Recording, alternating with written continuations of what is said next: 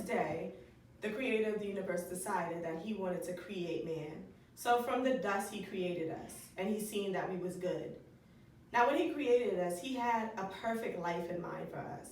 He felt that we should be in harmony with the universe and everything that he created, and it was man that got away from everything that he had planned.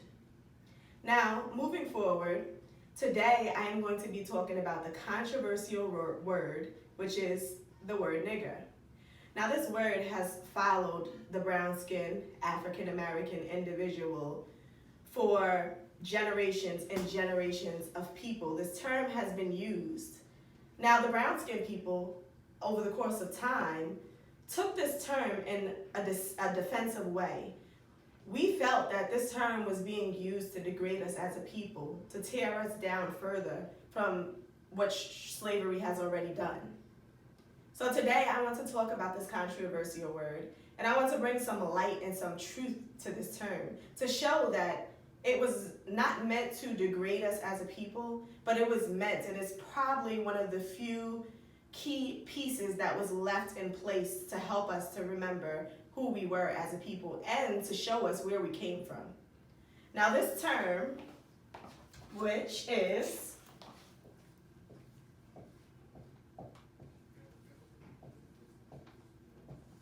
nigger, has been the topic of discussion. We have been going back and forth who should be allowed to say it, who shouldn't be allowed to say it.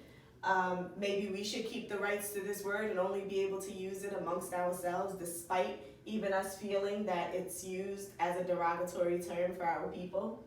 But this term is actually a derivative of where we came from. And I'm going to show you how.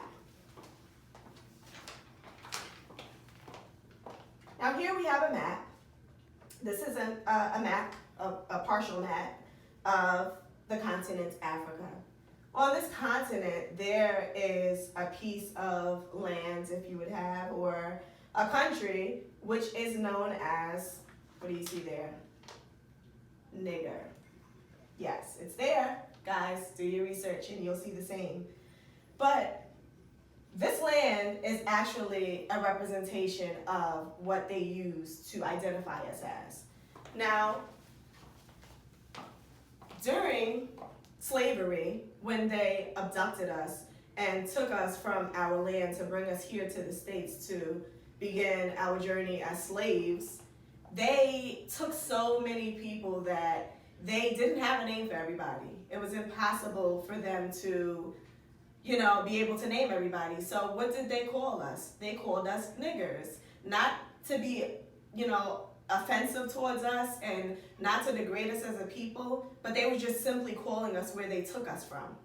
Now, I'm not speaking to everyone. I'm only speaking to my nation of people because, as we know, Africa is a very large continent and there's tons of different countries on that continent. So I am speaking directly to my nation of people. Well, how do you know if you're that nation of people? Well, everyone who has an ear to hear and eyes to see can clearly have the understanding that this term is actually used to represent us as a people.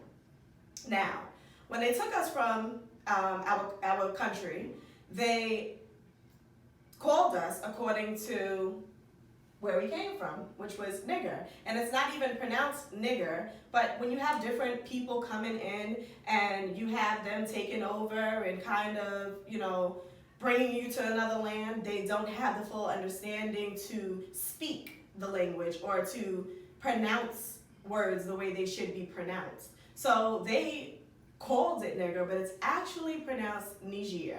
And Niger, as we know, was renamed. It wasn't even Niger, once upon a time. But when the French came in and they colonized the land, they renamed it, and thus we have Niger, or nigger.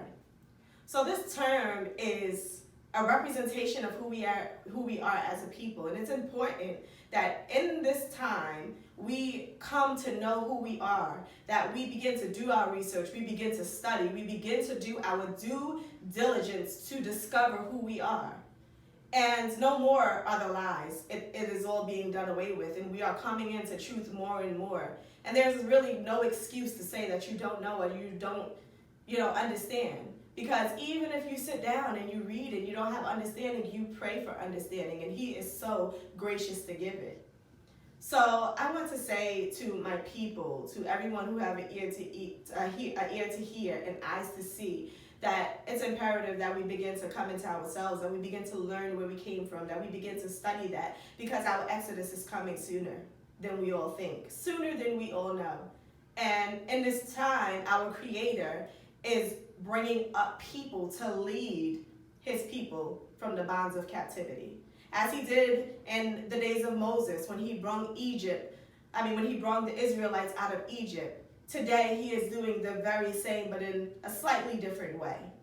So I encourage everyone to subscribe to my channel, that if this message is for you and you know someone else within the community who can benefit from this message, that you spread it, you pass this video along, and you allow us to begin to build as a people, to begin to build as a nation, and come back to our Creator, come back to the things that he told us to do, to keep his commands, his statutes, and his laws, and to obey what he has told us.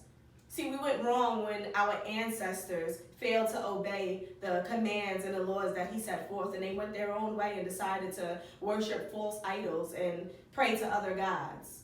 And that is not what he had for us. He gave us a covenant that we were supposed to keep, and our ancestors didn't do that. And as a result, we ended up in Deuteronomy 28 and was led away from our land into captivity as we are today. But our 400 years is almost up, and we're almost at that point where he is gathering us back as he promised to do in the book of Isaiah. We are approaching that point, and now is the time for preparation, to prepare to leave this land. So I encourage everyone to just come back to him. Come back to the truth. Come back, come back, come back. It's not too hard. It's not too far away from you. And it's so easy to do. If it's in your heart and you're led, just do what you know is right, and you can never go wrong. Don't forget to subscribe. Again, I'm Queen Melody.